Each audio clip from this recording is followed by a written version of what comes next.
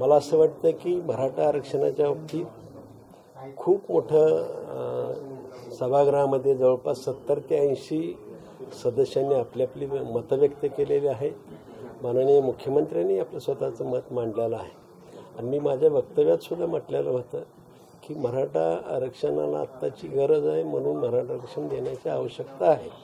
पण देत असताना माननीय मुख्यमंत्र्यांनी त्यावेळी जो शब्द दिलेला आहे किंवा जरांगे पाटलांनी अट घातली असेल की 24 डिसेंबरला शेवट तारीख आहे, तर मी त्यावेळेसही म्हटलं होतं की आजच्या ज्या सभासदांच्या सर्व सदस्यांच्या ज्या भावना आहेत एकसंघ होऊन ह्याच्यात लढाई केली पाहिजे. एकसंघ होऊन सगळ्यांनी मिळून या मराठा आरक्षणाला साथ दिली पाहिजे आणि सर्वांनी मिळून आज मला तरी वाटतं की आजच्या या अधिवेशनाच्या सुद्धा मराठा आरक्षणाचं विधेयक सादर होणार नाही, वेळ लागेल आणि नक्कीच मग 24 डिसेंबरच्या नंतर माननीय एकनाथ शिंदे साहेबांनी जो शब्द दिलेला आहे तो शब्द पाळणं कठीण होणार आहे असं मला वाटतंय.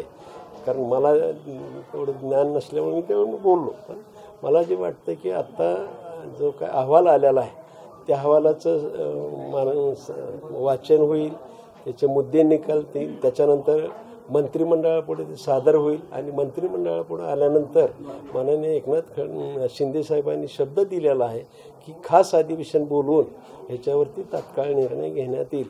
माझी या निमित्तानं विनंती आहे की गेली 40-45 वर्ष झालेला रखडलेला प्रश्न आहे 24 डिसेंबरला हा होणार नव्हता, कारण अहवाल आणखीन यायचा सादर व्हायचा होता.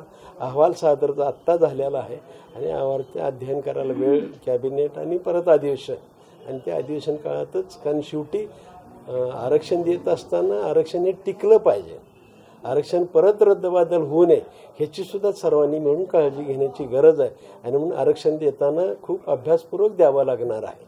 आणि म्हणून मला असं वाटतं की थोडंसं आपण फेब्रुवारी अखेरपर्यंत जे काही अधिवेशन आहे त्या वेळेपर्यंत सर्वांनी संयम धरावा, सर्वांनी मिळून सहकार्य करावं आणि सर्वांनी मिळून आरक्षण घेण्याचा प्रयत्न करावा. गिरीश महाजनांचं असं म्हणणं येतं की सरसकट जे कुणबीसाठी जे प्रमाणपत्र देण्यात येतात त्यांचा विरोध आहे.